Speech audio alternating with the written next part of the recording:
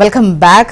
ఇవాళ ముఖ్యంగా తెలంగాణలో మాట్లాడుకోవాలి అంటే మూడు ముఖ్యమైనటువంటి అంశాల గురించి చెప్పుకోవాలి. ఒకటి రైతు రుణమాఫీ, రైతు భరోసాకు సంబంధించి నిన్న కేబినెట్ భేటీ జరిగింది. రుణమాఫీకి సంబంధించి ఏదైతే ఆగస్టు 15లోగా రుణమాఫీ చేస్తామని చెప్పారో దానికి సంబంధించి నిర్ణయం తీసుకున్నారు. ఏకకాలంలో ఎట్టి పరిస్థితుల్లో ఇచ్చిన తారీఖు వరకల్లా రుణమాఫీ చేసి తీరుతాం. దానికి సంబంధించినటువంటి విధి విధానాల కోసం రైతు భరోసాకు సంబంధించి కూడా ఉపసంఘం వేయడం జరిగింది.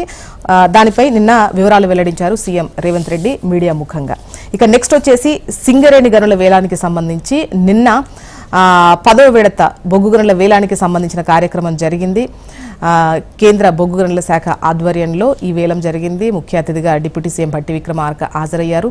ఈ క్రమంలో సింగరేణికి గనులు కేటాయించాలని విన్నవించడం జరిగింది. దానికి సంబంధించి కేంద్ర మంత్రి మాట్లాడుతూ ఒక తెలంగాణ బిడ్డగా అది నా బాధ్యత, 2 గనులు మా దృష్టిలో ఉన్నాయి, సింగరేణికి కేటాయించాలి అని చెప్పేసి కూడా మాట్లాడడం జరిగింది. అండ్ దాంతోపాటు ఆ తర్వాత కొన్ని అంటే గనుల కేటాయింపు వేలానికి సంబంధించి కూడా గత కాంగ్రెస్ పాలనను ప్రస్తావిస్తూ పలు విమర్శలు కూడా చేశారు. దానిపై కూడా మాట్లాడదాం.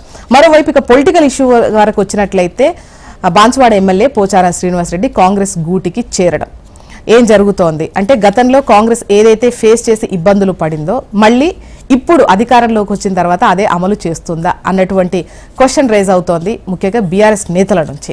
మాట్లాడదాం ఈ మూడింటికి సంబంధించి. ముందుగా రుణమాఫీపై వెళ్దాం. గెస్టులు కూడా రెడీగా ఉన్నారు.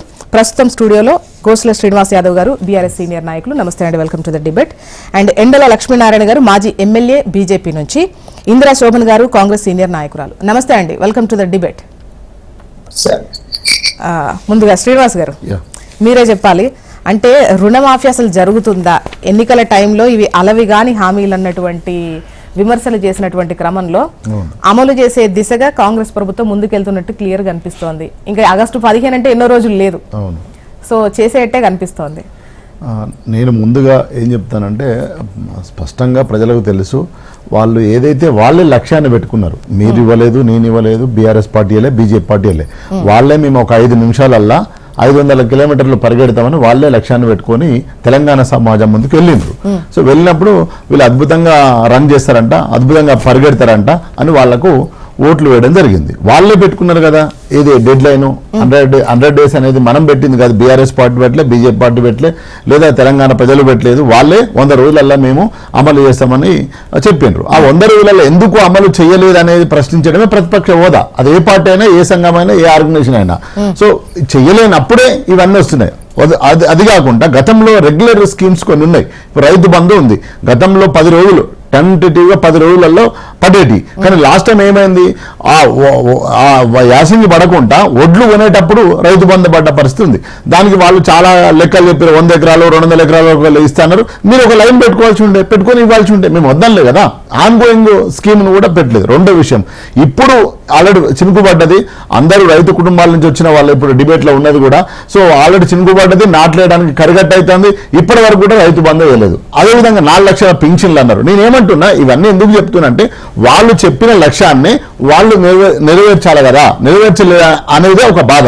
రెండో విషయం, ప్రజలు అడుగుతున్నారు. ఇప్పుడు నా 4,000 రూపాయలు ఏ బిడ్డ అని అడుగుతున్నారు ముసలు. ఏమని చెప్పాలి? కాంగ్రెస్ సమాధానం చెప్పాలి కదా. ప్రతిపక్షంలో బీఆర్ఎస్ పార్టీ కొట్లాడుతుంది.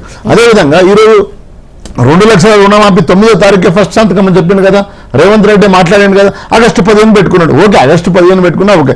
ఇప్పటికైనా ఏదైతే విధి విధానాలు అంటుండ్రో ఆ విధి విధానాలను చెయ్యండి. రెండో విషయము, ఏదైతే 2 లక్షలు అంటుండ్రు కదా, అది మా పర్సనల్ అన్నారు. It's not personal, is a trustee. Government ఏ ముఖ్యమంత్రి అయినా, ఏ ప్రధానమంత్రి అయినా ట్రస్టీ, అంతేగాని ఓన్ కాదు. సో ఎక్కడి నుంచి సేకరిస్తున్నాం అనేది కూడా ప్రజలకు చెప్పాలి.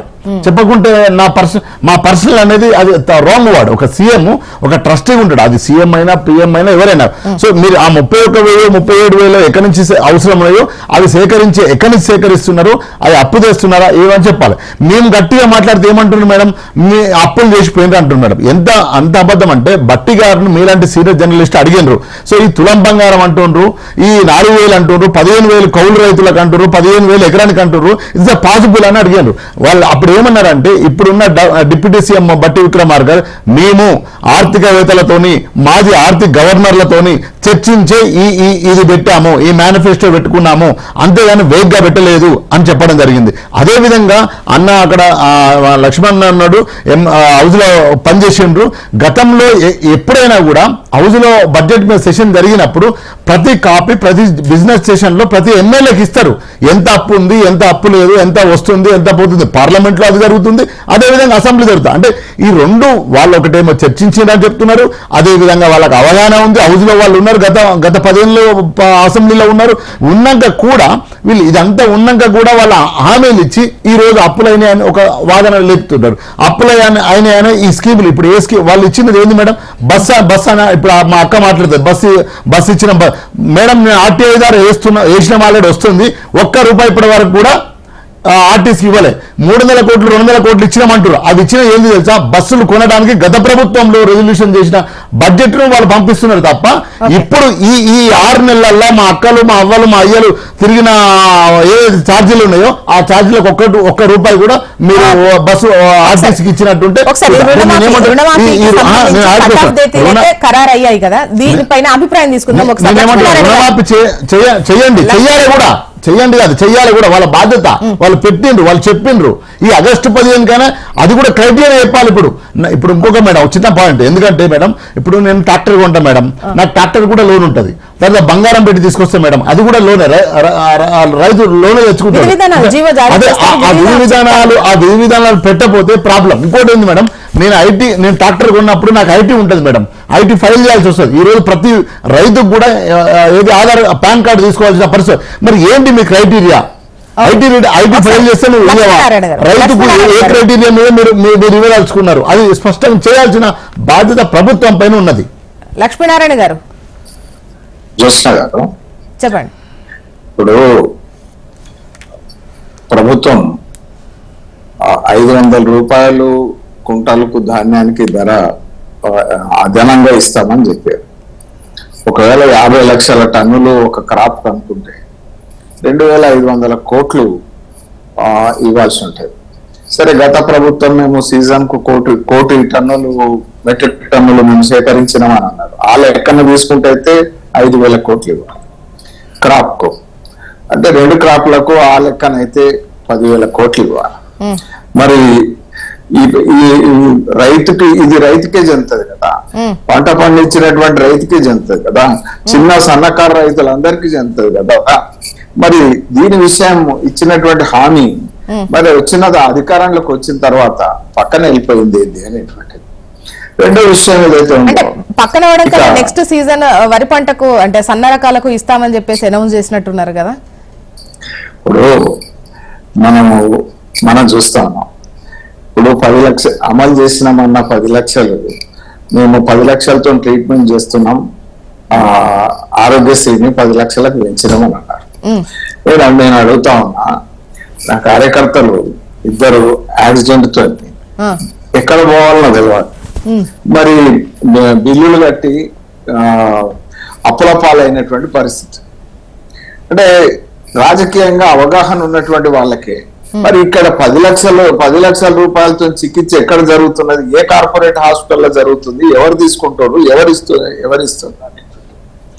ఇది మనం ఇది శ్రవణానందం తప్ప వాస్తవంగా చెవులతో ఈయన సొంపుగా ఉన్నది తప్ప మరి అమలు జరుగుతున్నటువంటి తీర్థెన్నులు లేవు. ఇకపోతే పాల సేకరణ మీద ఇంటెన్సివ్ ప్రకటించింది, గత ప్రభుత్వం ప్రకటించింది ₹4. ఆ ₹4 ఇప్పటికీ పాల రైతులకు ఆ డబ్బుని ఇచ్చినటువంటి పరిస్థితి లేదు. నేను అడుగుతా ఉన్నాను, మీరు సంతోషం, నేను స్వాగతిస్తాను. ఏదైతే రుణమాఫీ విషయంలో మీరు ఒక ఎక్సర్సైజ్ చేసి ప్రభుత్వం అప్పు తీసుకొని రైతులకు ఏదైతే రుణమాఫీని ఏకకాలంలో చేస్తారంటే మేము సంతోషిస్తాం.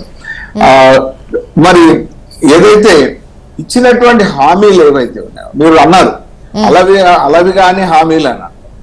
అలవిగాని హామీలు ఇది ఒక హామీ మాత్రమే, మిగతా అన్ని హామీలకు సంబంధించినటువంటి పరిస్థితి. మరి వాటన్నిటి విషయంలో ఇప్పుడు ₹15,000 పర్ ఎకర్. అంటే పర్టికులర్ గా రుణమాఫీకి సంబంధించి ఎట్ ఏ టైం 2 లక్షల రుణమాఫీ చేయడం అంటే అది అసాధ్యమైనటువంటి పని, లేదంటే అప్పు పుట్టనటువంటి పరిస్థితుల్లో ఉంది, ఈవెన్ అప్పుకు సంబంధించిన చిట్టా అంటే శ్వేతపత్రాలు రిలీజ్ చేసినటువంటి క్రమం కూడా ఉంది కదా. సో కుదరనటువంటి పరిస్థితి ఉంది అని చెప్పేసి అన్నారు కదా. ముఖ్యంగా రుణమాఫీకి సంబంధించి కుదరని పని అని ఈవెన్ బీజేపీ కూడా అన్నట్టుంది.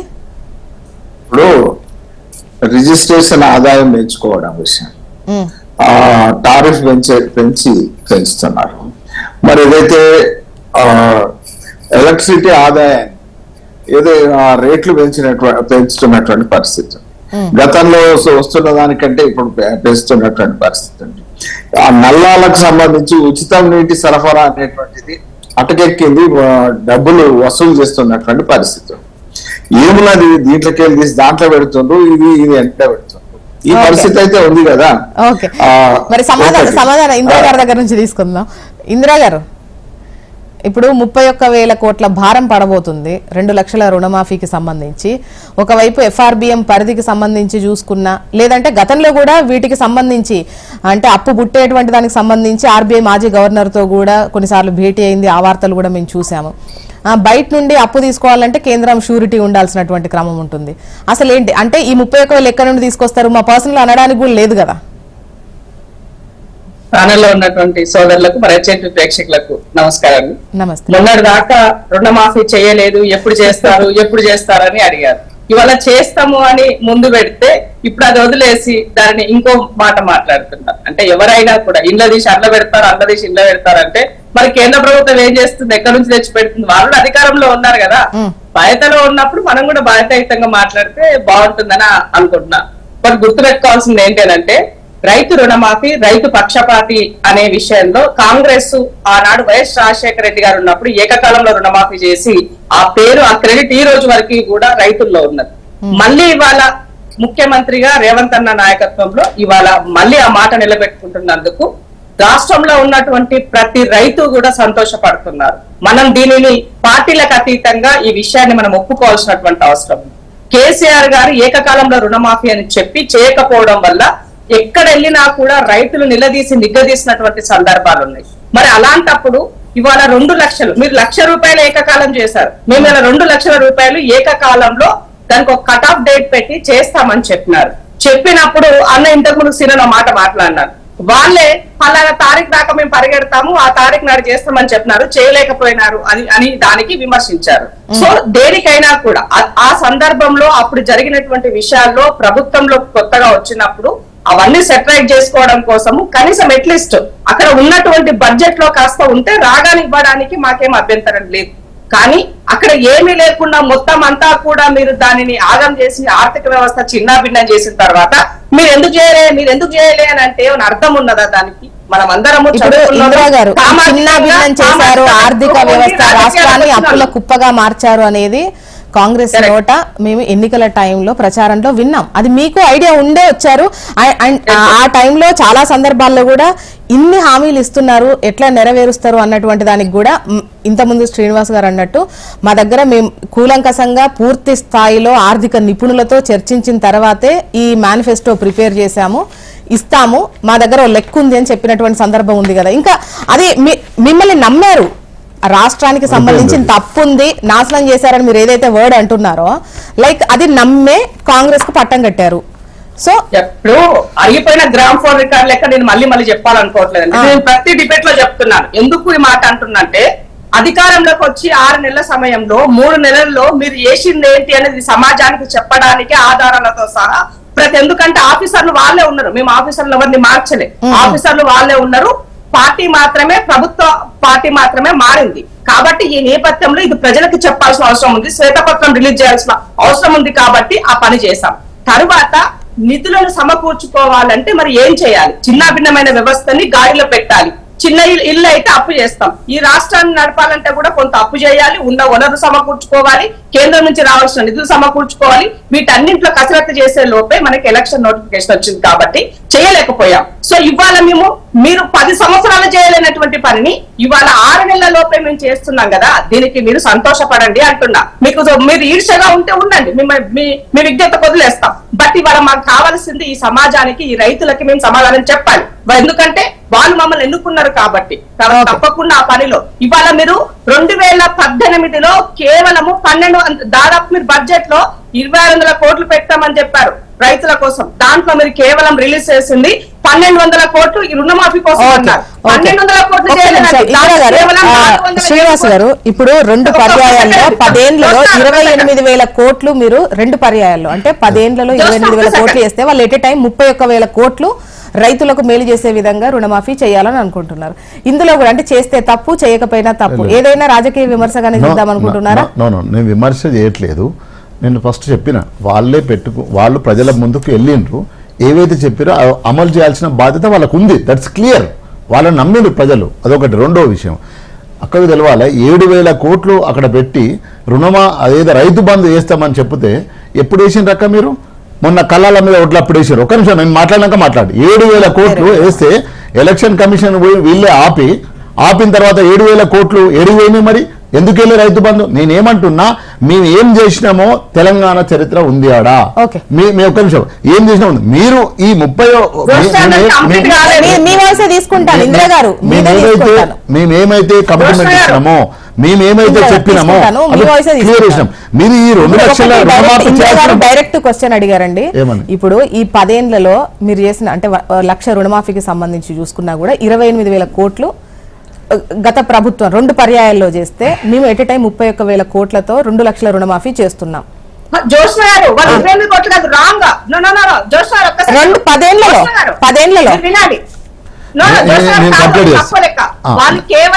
అంటే ఇది సీఎం రేవంత్ రెడ్డి గారే అన్నట్టున్నారు. సీఎం రేవంత్ రెడ్డి గారే సీఎం రేవంత్ రెడ్డి గారు అన్నమాట. గత ప్రభుత్వం 10 ఏళ్ల కాలంలో విడతల వారీగా 2 సార్లు రుణమాఫీ 28,000 కోట్లు ఖర్చు చేయగా కాంగ్రెస్ సర్కార్ ఏకదాటిగా రుణమాఫీ చేసేందుకు 31,000 కోట్లు ఖర్చు చేయనుంది. పార్టీ ఇచ్చిన మాట నిలబెట్టుకునేందుకు రుణమాఫీ అమలును మంత్రిమండలి ఏకగ్రీవంగా ఆమోదించింది. నిన్న మీడియా మీట్ లో సీఎం రేవంత్ రెడ్డి గారు చెప్పిన మాట ఇది. మీరు ఏం చెప్తున్నారు? వాళ్ళు బడ్జెట్ లో పెట్టున్నారు వాటిని. 2018 నా దగ్గర ఆర్టీ ఇన్ఫర్మేషన్, అందుకే మీకు ఇంత గట్టిగా చెప్పగలుగుతున్నాను నేను. పేపర్ లో వచ్చిన ఇన్ఫర్మేషన్ లేదంటే వాళ్ళు పెట్టున్నారు సంగతి ఒకటైతే. 1,200 కోట్ల రూపాయలు వాళ్ళు బడ్జెట్ లో పెట్టి 407 కోట్ల రూపాయలు కేవలము 2 లక్షల మంది రైతులకి మాత్రమే రుణమాఫీ చేశారు. అది 25,000 లోపు ఉన్న వాళ్ళకి మాత్రమే. ఆ తర్వాత ఉన్న వాళ్ళకి కేవలం మళ్ళీ ఒక 1,200 కోట్ల రూపాయలు అవసరం అవుతుంది. ఎలక్షన్ల ముందు అది కొంత చేసే ప్రయత్నం చేసినటువంటి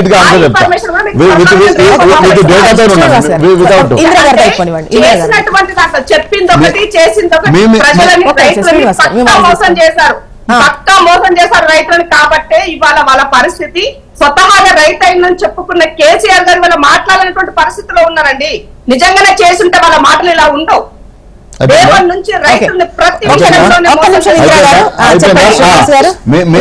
మీరు చేసిన చరిత్ర చూసే 10 ఏళ్ళు దూరం వచ్చే రక్క. ఒక్క నిమిషం వినండి. ఈ రోజు 24 గంటల కరెంట్ ఇచ్చింది రైతుకు కేసీఆర్ గవర్నమెంట్. వినరా? ఒకటి. అదే విధంగా రైతు బీమా. ఒక నిమిషం వినండి. రైతుకి ఏం చేసినాం అంటున్నారు కదా, రైతుకి ఏం చేసినామో లెక్కలు చెప్తే వినండి.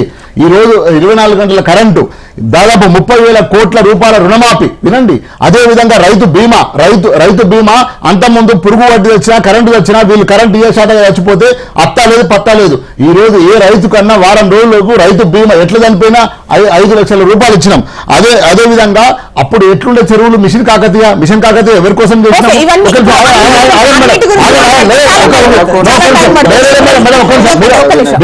నేనేమంటున్నా, అప్పుడు 3 కోట్ల మెట్రిక్ టన్నుల పంట ఎట్లొచ్చింది? ఏ విధంగా వచ్చింది? రైతు ఏ పోతే వచ్చిందా? మీ కాలంలో మీ ముఖ్యమంత్రి ఇప్పుడు ఒకేసం ఇప్పుడు ముఖ్యమంత్రి హౌజ్లో కరెంటు లేదు, మా ఊర్లో మా నాన్న చచ్చిపోతే 500 రూపాయలు ఇచ్చి నేను వేసుకున్నాను. కరెంట్ ఎవరికి ఇచ్చినాం మేడం? మీకు నాకు కాదు, రైతుకి ఇచ్చినాం. రైతు పంట ఉత్పత్తి చేస్తాం. 3 కోట్ల 24 గంటల కరెంట్ ఇచ్చినాం. మీకు తెలియదు ఆ విషయం? ఈ రోజు 24 గంటల కరెంట్ ఇచ్చినాం. ఇప్పుడు రుణమాఫీకి సంబంధించి మాట్లాడదాం, ఎందుకంటే మిగతా అన్నిటి గురించి నేనేమంటున్నా మేడం, మేము ఏమైతే చెప్పినామో, మేమేమైతే హామీలు ఇచ్చినామో ఆ హామీలు అమలు చేసినందుకే 2 సార్లు మాకు అధికారం ఇచ్చిండ్రు. మీరు హామీలు ఇచ్చిండ్రు, అది అమలు పడుతుంది అంటున్నాం. ఒకటి అడుగుతాను, అక్క తులం బంగారం ఇస్తాను. ఎంతమంది చెల్లెళ్ళకి ఇప్పించినా కళ్యాణ లక్ష్మి ద్వారా తులం బంగారం ఇచ్చిన చెప్పి కదా. మళ్ళీ వెళ్దాం. లక్ష్మీనారాయణ గారు, ఇప్పుడు నేను మా సోదరి శోభన ఇందిరా శోభన్ గారికి అడుగుతా ఉన్నాను. ఆ, ఇప్పుడు సరే మీరు 10 హామీలు ఇచ్చిండ్రు, దాంట్లో ఒక దాని మీద దృష్టి పెడతా ఉన్నారు. మిగతా హామీలు మీరు ఎప్పుడు తీరుస్తారని ప్రజలు అడుగుతారు. దాంట్లో Aadhaar card, ration card, pension, ఇవన్నీ కూడా సామాన్యులకు సంబంధించినటువంటి విషయాలు ఇంకా పెండింగ్ ఉన్నటువంటి విషయాలు. ఇకపోతే వికలాంగులు కూడా ఎదురు చూస్తున్నటువంటి పరిస్థితి ఉంది. ఇకపోతే అవినీతికి వస్తే అంటే వీళ్ళు కేసీఆర్ మాట్లాడినట్టే మేము మాట్లాడుతున్నాం, మరి ఆ ప్రభుత్వం అవినీతికి పాల్పడ్డట్టే మేము పాల్పడతాం అన్నట్టుగా నడుస్తుంది. నేను ఒక్క విషయం ఇక్కడ అడుగుతాను. ఎట్లా ఏ విషయంలో అండి అవినీతి అనేది, అంటే కొన్ని ఎగ్జాంపుల్స్. ఇప్పుడు జ్యోత్స్న గారు ఇప్పుడు ఏదైతే సన్నం బియ్యం కొంటామని చెప్పారు, సన్నం బియ్యము ఇప్పుడు రైతు దగ్గర నుంచి వడ్లు తీసుకున్నాం కదా, 2200 కాడికి వడ్లు తీసుకున్నాం కదా, దాన్ని మనం మొత్తం కూడా దాన్ని కస్టమ్ మిల్లింగ్ రైస్ చేస్తే, సిఎంఆర్ చేసిన తర్వాత మా ప్రాసెస్ చేస్తే మనకు 35 రూపాయలకు కిలో పడుతుందండి. ఇప్పుడు ప్రభుత్వం బిడ్డింగ్ అంటే ఇది ఎవరు చేస్తారు? కేంద్ర నిధులు సమకూరిస్తే రాష్ట్రంలో ఉన్నటువంటి సివిల్ సప్లైస్ డిపార్ట్మెంట్ చేస్తుంది. ప్రభుత్వం దగ్గరనే ఈ రకం ఇది వెసులుబాటు ఉండగా 57 రూపాయల 80 పైసల కిలో ఎందుకు కొంటున్నారు? అంటే 35 రూపాయలు పడేటువంటి సన్నం బియ్యాన్ని పోనీ 37 రూపాయలు 38 రూపాయలు పడుతుంది, 57 రూపాయలకు ఎందుకు కొంటున్నారు? అదే రకంగా ఇవాళ ఏదైతే లాస్ట్ టైం ప్రొక్యూర్మెంట్ చేసినటువంటి బియ్యం ఏవైతే మిల్లర్ల దగ్గర ఉన్నాయని చెప్తున్నారో దగ్గర అంటే 35 లక్షల టన్నులు బిడ్డింగ్ చేస్తారు. ఏంది, మాకు వర్షంతో తడిసింది, ఈ వడ్లు తడిసినాయి కాబట్టి 2200 కొన్న బియ్యాన్ని మిగతా అన్ని ఖర్చులు లెక్కేసుకుంటే వడ్లు 2200 కొన్న వడ్లను మిగతా అన్ని ఖర్చులు లెక్కేసుకుంటే 2400 పడ్డాయి. 2400 పడ్డదాన్ని మాకు 1900కే లెక్క ఇయ్యండి అని మిల్లర్లు ప్రభుత్వాన్ని అప్రోచ్ అయ్యారు. ప్రభుత్వం మిల్లర్లకు అది టెండర్ వేసింది 19. నేను ఒకటే, ఇవాళ మార్కెట్ లో ఉన్నటువంటి ధరకు అతీతంగా తడిసినాయని చెప్పారు. తడిసినాయి ఎంత అండి? 2% తడిస్తే మొత్తం వడ్లను మార్కెట్ లో ఉన్న 2600 ధరకు కాకుండా 1900 ధరకే రైస్ మిల్లర్లకు అప్పచెప్పేటువంటి కుటిల యత్నం జరుగుతున్నది. ఇది ప్రభుత్వం యొక్క సొమ్మును దిగమింగుతా ఉన్నారు. అక్కడ ఆ బియ్యం ధరను అధికంగా చేసి, అంటే ఇది కుంభకోణం.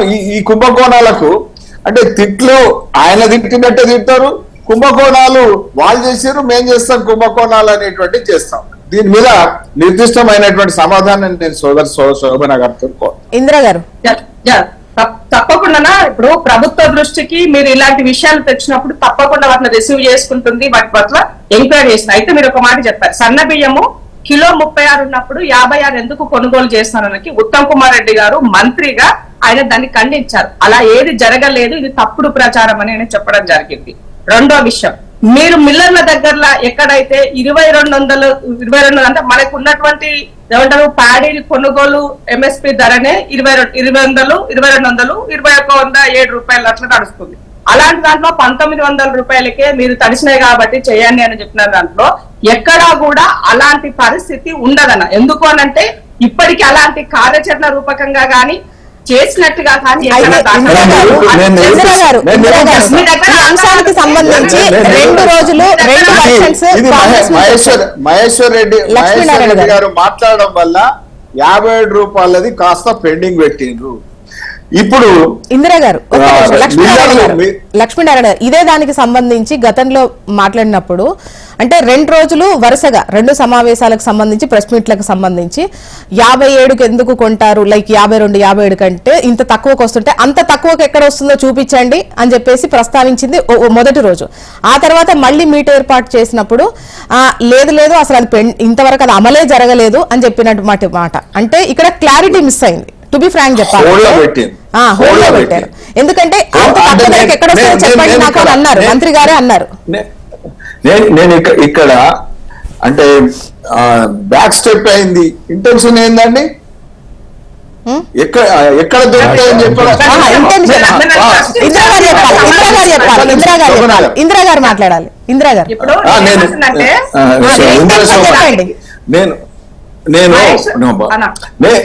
బ్యాక్ స్టెప్ ఎందుకు అయింది, అసలు ఎక్కడ దొరుకుతాయి అనేది ఏంది, సివిల్ సప్లైస్ ప్రొక్యూర్మెంట్ చేసి ప్రొక్యూర్మెంట్ తర్వాత సిఎంఆర్ చేస్తే అక్కడ రైస్ వస్తున్నది. ఆ రైసే మనకు దొరుకుతున్నది. ఆ రైస్ దొరికే అవకాశం ఉండాలి. మీ పరిధిలోనే చూద్దామండి. రుణమాఫీకి సంబంధించి మనం మాట్లాడుకుంటున్నాం, చూద్దాం. ఆగస్టు 15 కల్లా ఎట్టి పరిస్థితుల్లో కూడా 2 లక్షల రుణమాఫీ కాంగ్రెస్ ప్రభుత్వం చేసి తీరుతుంది అని అంటున్నారు. ఆ జీవో జారీ కాబోతుంది. విధి విధానాలు ఏంటో తెలుస్తాయి, ఎవరికి చేస్తారు, ఎంత చేస్తారు, ఎట్ ఏ టైం ఏ విధంగా ఉంటుంది అనేది మనకు క్లియర్ గా తెలుస్తుంది. ఒక చిన్న బ్రేక్ తీసుకుందాం. బ్రేక్ తర్వాత ఈ సింగరేణి గనుల వేలంకి సంబంధించి, ఓవరాల్ గా బొగ్గు గనుల వేలానికి సంబంధించి కూడా మాట్లాడదాం.